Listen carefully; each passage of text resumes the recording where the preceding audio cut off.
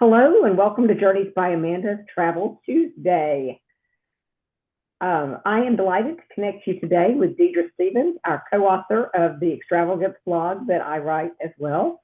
I've learned so much from Deidre over the years about how to leverage my everyday spending to accrue airplane points. As a result, it's been years since I personally paid for a flight, and that's a really nice thing because, as you all know, I really like to travel. And I'm really excited to have her share this system with you. For those of you who do not already know me, I'm Amanda Drum, the owner of Journeys by Amanda. I've had the good fortune to travel in a variety of ways, including rail, cruising, river cruising, group travel, and so on. And I've been lucky enough to see almost 50 countries and 5 continents. I've combined my training, research, and experience into Journeys by Amanda to share my love of travel. Many of you have asked me why, as a travel agent, I would want to help you learn to travel for free. After all, I get paid when you book travel through me. Well, the answer is simple. If you learn how to pay for your flights and the occasional hotel room for free, you'll be able to save your real travel dollars for the big stuff, like cruises and tours and perhaps that rail journey through Europe. Then you can book it through me and I can take care of all the details and also still help you figure out your airline. Also, as a travel agent who truly has your best interest at heart, I will always advise you to book your flights directly with the airline and not through an agent, online agency like Expedia, or even as part of a cruise package. Otherwise, you will not always directly receive flight change information. And when things go wrong during travel, you may not be able to work directly with the airline personnel at the desk. Booking your air with points is still a direct booking. So you retain all the advantages of booking direct, and you don't have to pay so much money. Now, without further ado, I'm going to hand the screen over to our expert of the day, my best friend, my travel buddy, my blogging partner, Deidre Stevens. Deidre is an avid traveler who's visited 57 different countries.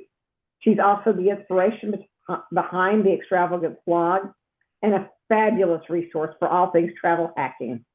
Deidre, take it away. Thanks, Amanda. Hi, everyone. I'm glad you've come tonight to join us to learn more about saving money on travel. I love a good hack, and a little more than 5 years ago, I discovered the best hack of all time, charging my everyday expenses to credit cards to unlock free travel. In this session, I'm going to give you 6 easy steps to start enjoying free travel as well. I've always loved to travel, but prior to this discovery, I was limited to squeezing in extra days on work trips and 1-week domestic vacations with my family. Now it's not an issue to plan longer trips to far-flung destinations such as Hawaii, France, and even Japan. I haven't paid for a plane ticket since 2019, and I'm often able to cover most of my hotel expenses with credit card points as well. Of course, in full transparency, just because I'm getting free flights and hotels doesn't mean my trips are completely free.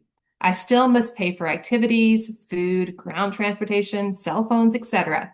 You can use credit card points to pay for some of these things, but it's usually not a good a good use of your points. Instead, you should use your normal vacation budget to pay for these things. You can have a dream vacation if you can use credit card points to pay for the big expenses and your vacation savings to buy all of the extras. With this disclaimer made, let me show you how you can travel for almost free as well. So step 1, if you have credit card debt, you must pay that off before you start this hobby. You may wonder why your credit cards have to be at zero balance before you begin to take advantage of credit card points and miles. The reason is you have to pay a ridiculous amount of interest on credit card debt. Today, the national average is 21.37%.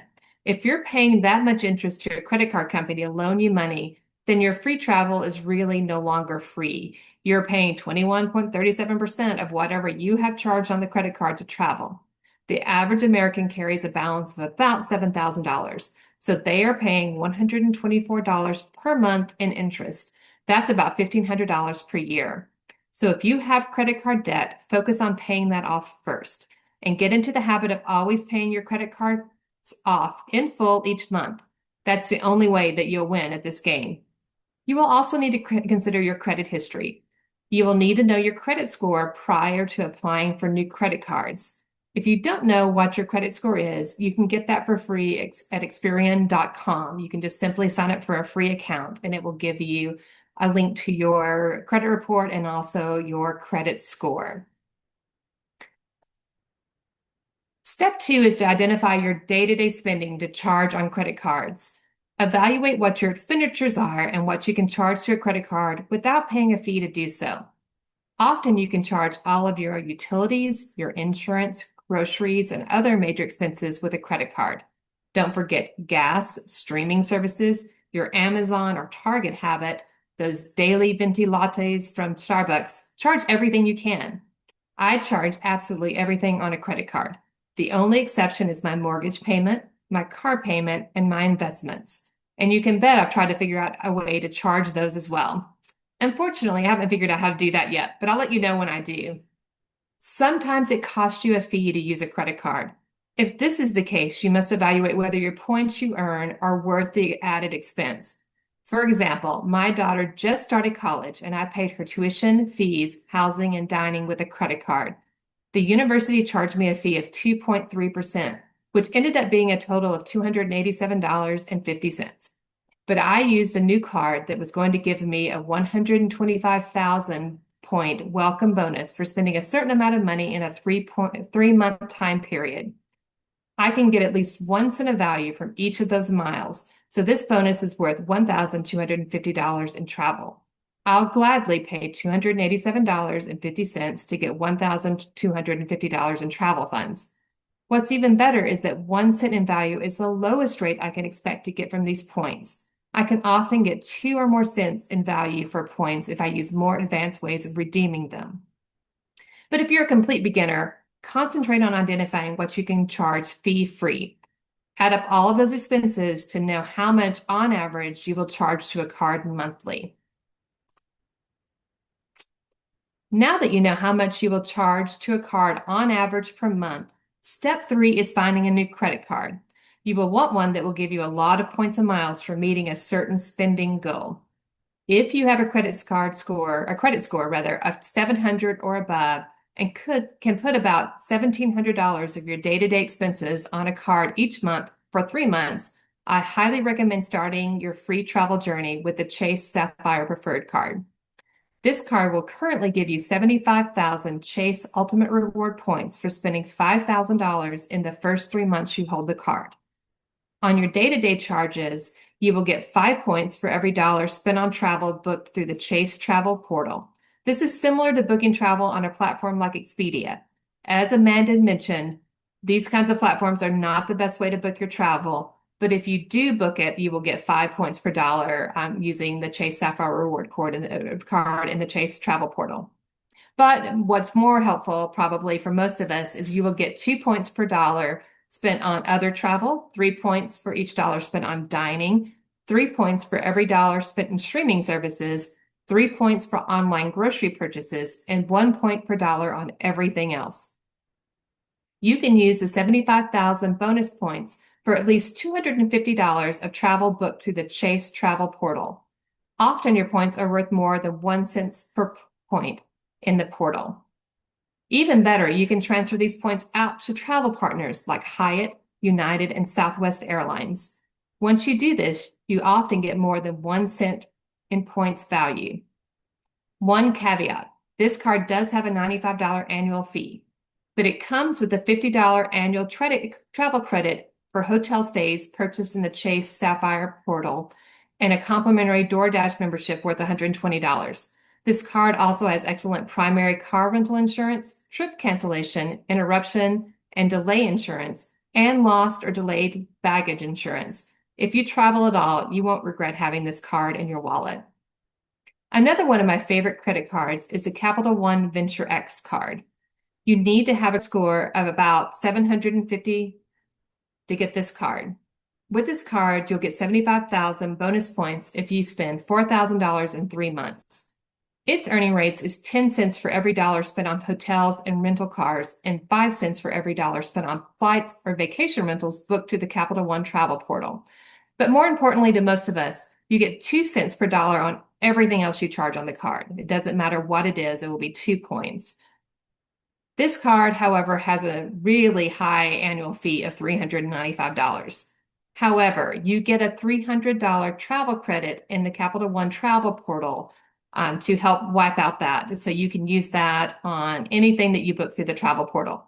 I typically use this $300 to book hotels. I always will have to have a hotel here or there, and so it's easily used on hotels in the travel portal to get my $300 back. But you also get a Priority Pass Airport Lounge membership. This is worth more than $400.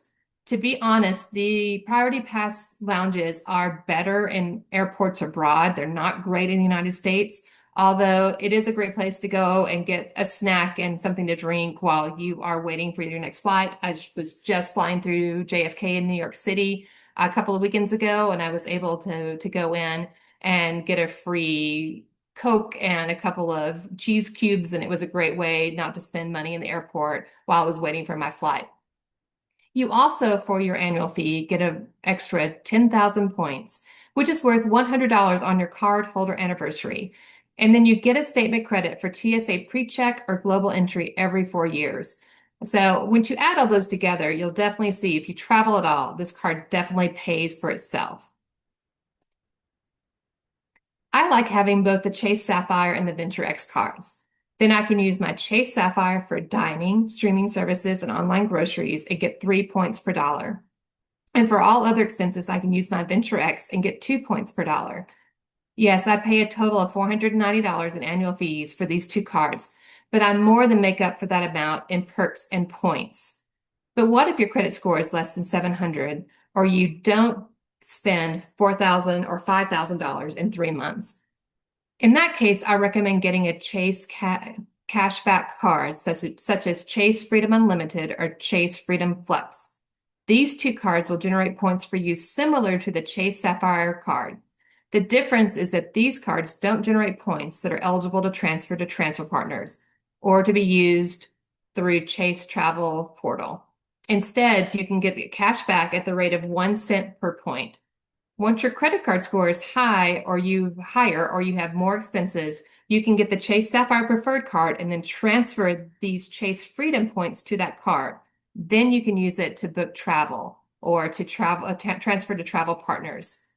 If you wanted to get one of these cards, each one of them will give you $200 in cash back for spending $500 in 3 months. Or that's 20,000 points if you just keep those in your account for someday when you get a Chase Sapphire card. Once you figure out what card you want, apply for it. Amanda will put a link to our credit card referral page in the comments. If you apply for a card through our referral links, we may receive a bonus. So thank you if you end up doing that. So after you get your shiny new card, step 4 is to start using it. Make sure this is the default card for your utilities, streaming services, Amazon, etc. And keep this card at the top of your wallet.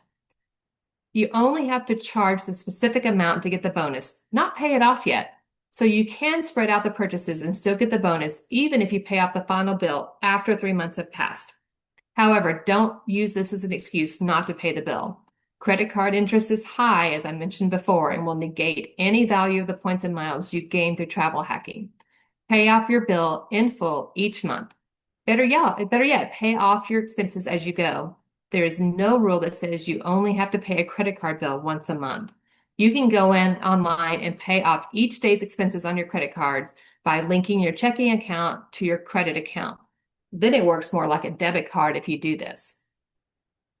If you find yourself running out of time to make the spending bonus, consider your budget. If you can afford it, buy gift cards for future purchases, pay your car insurance early, do your holiday gift shopping, or book your summer vacation. This is also a good time to consider using the card for purchases where you are required to pay an additional fee, such as I did with my daughter's tuition. Other examples of that are taxes, possibly rent payments. Contractors sometimes will charge a fee to use a credit card to use their services, things like that. But you should do everything you can to make the minimum spend to get the bonus points, as long as you can pay off the bill at the end of the month. One caveat to all of this, sometimes I find that I'm tempted to spend even more money than I usual when I'm working on a credit card bonus. Don't do this. Never spend more than you plan to when playing this game. Now that you've earned the points, enjoy them. Most travel hacking experts have the philosophy of earn and burn points. I have a different philosophy of saving points to use for specific purposes. But I do enjoy having a pot of points I can turn to when I want to take a spontaneous trip. If you have a Sapphire or Venture X card, you have lots of options for using your points for travel. You can transfer points to airline or hotel partners. You can use them to book flights, hotels, and activities through the bank's travel portal. Chase will send you a check at the value of 1 cent for every point if you prefer that option. Capital One will allow you to erase your travel purchases made with the card at a rate of 1 point per dollar. I think this all may be best explained by looking at a few examples. Last summer, my family took a trip to Washington, D.C. and New York City. We transferred Chase points to Southwest to fly into D.C. and out of New York City. We also transferred Chase points to Hyatt to book 4 nights in D.C. and 4 nights in New York in Hyatt Place hotels. So we paid nothing for flights, for hotels, and for breakfast as that was provided by the hotel. Then we paid about $300 to take a train between the two cities, about $2,000 for activities, about $2,000 for food, and about $600 for other types of transportation like Ubers, subways, etc. The total cost of this trip to us was $5,000 or about $1,250 per person. Without credit card points, it would have been about $10,000 or $2,500 per person.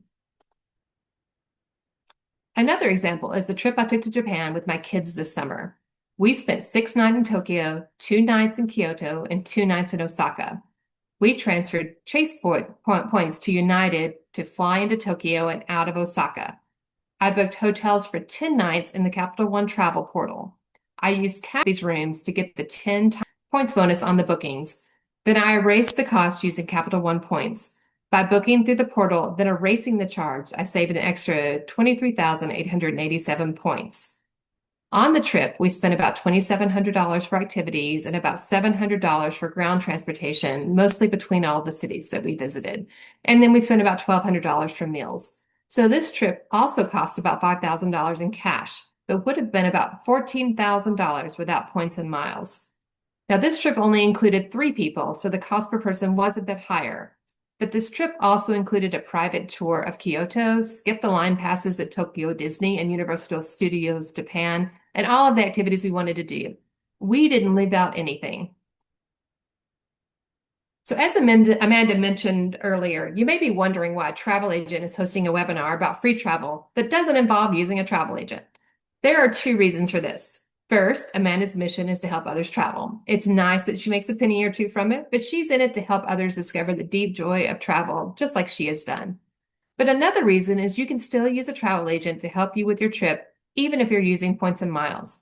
As I explained in my examples above, my quote unquote free travel wasn't free. I still had expenses.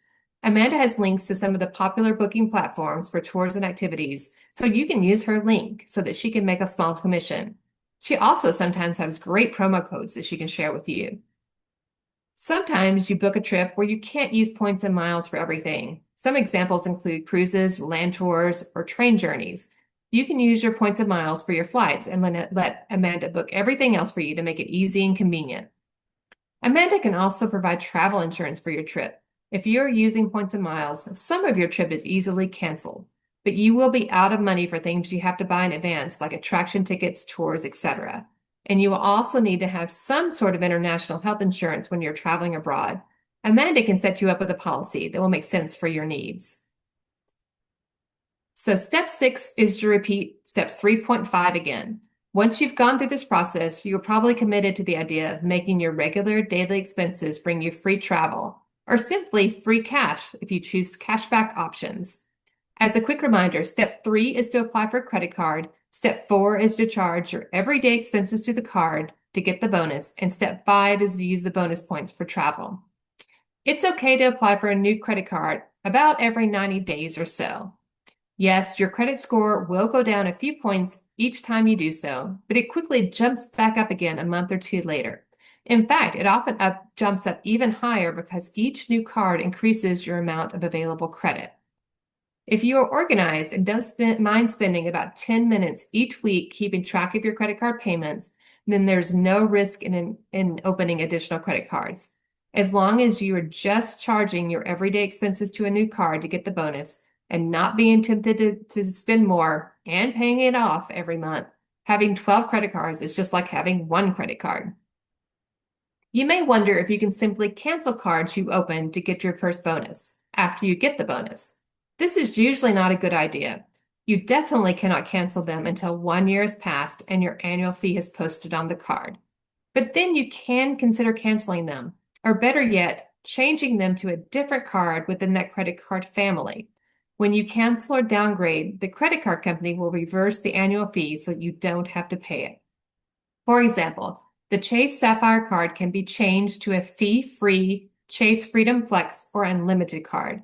This is a savvy move if you decide that the card's perks are not worth the $95 annual fee.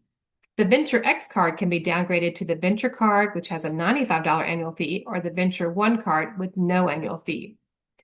Sometimes cards don't have a low cost or free downgrade option. In this case, you may simply need to cancel the card completely after you've held it for a year. A good example of these are the various American Express cards. I've opened and closed the American Express green and gold cards because they have higher fees and I was not able to take advantage of their perks after I got their welcome bonus. I've also opened various hotel and airline cards and closed them 1 year later. The best thing is that you can usually apply for these same cards again a few years later and get the bonus yet again. You may be wondering which card to apply for next. I've mentioned the Chase Sapphire Preferred, the Capital One Venture X, the Chase Freedom Flex, and the Chase Freedom Unlimited. I think all of these cards are worth getting and keeping. After you have these four, think about what airlines you fly most or what hotel brands you stay in most often. In my case, I've had Southwest, United, and Marriott cards. Someday I need to pick up a Hyatt card because those really have the best points values of any other hotel chain. One caveat to all of this. Chase has something called a 524 rule. This means that the bank will no longer issue you cards if you've opened up 5 cards from any bank within the last 24 months. So if you've applied for 4 cards in the past year, you can only have 1 more card before you can't get any Chase cards until 2 years have passed since you added the first of these cards. To avoid this issue, many people start opening business cards. You may think you don't qualify for a business card, but many people actually do. If you host garage sales or sell stuff on Facebook Marketplace, you actually qualify. If you earn money babysitting, pet sitting, cleaning house, or walking dogs, you qualify. If you do any type of freelance work where people pay you to do something, you qualify. If you own real estate, you rent to others, you qualify. You can even monetize your hobbies. This is what I did. I started a travel blog simply so that I could qualify for business cards. I've spent more than I've made on the blog over the years, but it still qualifies as a business. Your credit is checked when you apply for a business card, but they don't go on your credit report. So as long as you are under Chase's 524 rule, you can apply for multiple Chase business cards. Over the years, I've gotten a fee-free Chase Business Inc. cash card, a Chase Inc. Business Unlimited card, as well as the Chase Inc. Business Preferred card with a $95 annual fee. I've also gotten United, Southwest, and Marriott business cards as well. You may wonder what expenses you can charge on a business card, especially if you don't have a business that really doesn't have any expenses. I've had no issues using my business cards to pay for my personal expenses. The only time that this gets complicated is if you have a business that actually generates taxable income. Then you might need to keep your business and personal money separate. Mixing personal credit card applications with business credit card applications has allowed me to pick up 3 to 4 cards each year since I started doing this. I currently hold 8 personal cards and 6 business cards. I pay almost $1,300 in annual fees, but more than half of that comes back to me through travel credits and other very easy to use benefits that I would be spending money on anyway. The other half can be justified with perks I receive from the cards, like airport lounge access and the ability to get extra points on my day-to-day spending. In 2024, I earned 780,000 points. If redeemed for 1 cent each, this is $7,800. So you could say that I paid about $700 in annual fee to earn $7,800 in travel funds. And that math works for me. So I have tried to make this easy, but I know it probably sounds pretty complicated. So I'll welcome your questions. Feel free to type them in the chat. Amanda, has anything come in? So I do have a couple of questions. Somebody says, I already have several credit cards. Which one should I consider canceling before I do this? So you really don't need to cancel any of your credit cards before you do this. And in fact, I would recommend not canceling anything when you get started because every time you cancel a card, you lower your amount of available credit. And so it will lower your credit score. It's really interesting. So the more credit you have available that you're not using, the higher your score is. So when you reduce the amount of available credit to you, you lose that amount. So your credit card will usually drop a couple of points. So I would just stay in a holding pattern. But you may find if you do this long enough, or you do this the way I have done it, that you get a lot of cards and you just don't want to deal with that many. It's a lot, especially when they have annual fees. You've got to decide whether they make sense or not. But the most important thing to remember is you should keep your oldest cards. So I have a card that I think I opened in 2001 and another one I opened in 2006. Fortunately, those are both cards without annual fees. I plan to keep those forever, even if they're worthless to me, even if I don't really use them much or they don't generate a lot of points for my day-to-day spend. I will always keep them and put a charge on them every so often because if you don't use a card, the credit card company can close a card on you. That actually happened to my very oldest credit card, one I got sometime in the 90s because I didn't ever use it. I just had it. So definitely use those old credit cards at least quarterly, find buy a pack of gum or a tank of gas or something so that you use them. But cards that you pick up more recently, you can definitely cancel or downgrade if you don't want to pay an annual fee on them. But just definitely keep in mind, keep those old cards active as long as you can. We've got another great comment here in the chat.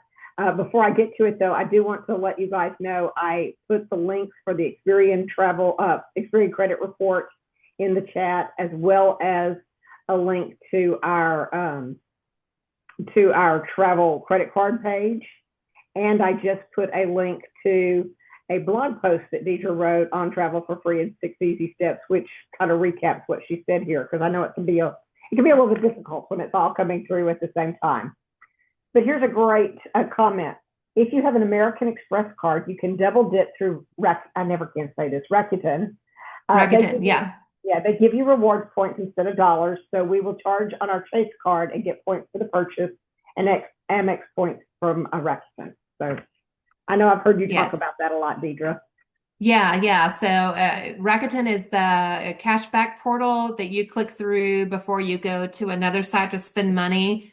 So you can download a browser extension on your computer. And so when you're online shopping, it will pop up and say you'll get 10 points back or 15 points or 2 times points or that kind of thing. And usually that comes as cash back, but Rakuten gives you the option to change that to American Express membership rewards points. You do have to have an American Express card to be able to take advantage of that. So that is one caveat for that. But for example, I recently opened up a bank account where I was going to get $300 cash back from Rakuten. But because I had that set for membership rewards, that was 30,000 points from American Express. So it's a really good way to use that option.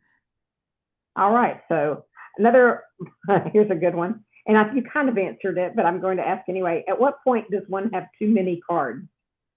Well, that depends on the person. I know people that have 50, 60 cards. They just do this and they really are organized and they have a good system for keeping it together. Also, you can do this in what they call two-player mode, which is like a husband and wife both get cards and they refer each other and it works really, really well. And a couple may have many, many, many cards. For me, I'm very comfortable with the number of cards that I'm balancing right now. Over 10 is fine for me. I don't think I'd want more than 20. I think that would be a lot, but it is an individual thing. I think you can do this really effectively with 2 to 5 cards and really maximize your everyday purchase. But the way you get all the points really is to apply for new cards. And so you continually have to apply and then cancel and apply and cancel. But I would say there's never too many as long as you're organized about it. Yeah. I mean, I'll just put it out there. I personally have 4 personal cards, and up until a month or so ago, I had 4 business cards as well. I'm down to 2 business cards because we're closing one of the businesses. But it's worked really well for me because that has enabled me to get all those bonuses, and it's just been wonderful. So, um, Yeah. how do they verify when you apply for a business card? So when I set up my business, I went ahead and applied for an EIN number. You do not need to do this. You can apply with your own social security number. And then they ask you your income, which is your income from all sources. So you can include your actual salaried income as well. And then it asks you how much money you expect to make from the business. And so that is either how much you are currently making or how much you hope to make. And so that can be anything from $0 to $1,000 to whatever you want to project. So I've always in my business applications, been really hopeful that Amanda and I are going to like really struck it big someday and get some great ad revenue or something. I think I say that we hope to make about $5,000 a year. And that is still our goal. We'd love to make $5,000 a year. We haven't done that yet, but that is what I I don't think say we've in made that. $5 a year yet, actually, Yeah, but yeah, we've made more than $5, Amanda. I'm just teasing. Maybe $200, maybe $200. But so in my experience is they are approving pretty quickly with just that with since I have an EIN and they know that people do this and they know that you have a low cost business. They really just want you to use their credit card because they get the swipe fees from the companies that you're using the cards from. Um, I do notice that when I've applied for more and more and more off my really tiny business, sometimes I'm going into review for longer periods of time, or they're taking credit limits from some of my cards I already have with that bank, so they give me another line of credit on this other card. All that is fine. I have been rejected for business cards as well, simply because I have too many lines of credit open with that particular bank. Chase is really, I have a lot of Chase cards. Chase has the best cards, honestly, and so. You just have to be willing to take the rejection sometimes. You can call and ask for reconsideration. Sometimes they'll say sure, or sometimes they'll say no. It's really, I call it a game because that's really what it is. Sometimes you win, sometimes you lose. But it has not been difficult for me to verify my very tiny business to get a card. And usually I don't have to talk to anyone about it. Now, let me know if you have any other questions about that. And I see the next question. Do you worry about fraud with so many cards? I keep track of my cards very carefully. So like I said, I spend, 10 to 20 minutes a week looking over all of my charges.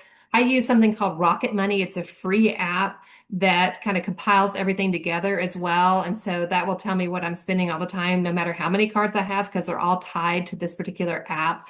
And so I will see if something weird comes through that I don't recognize.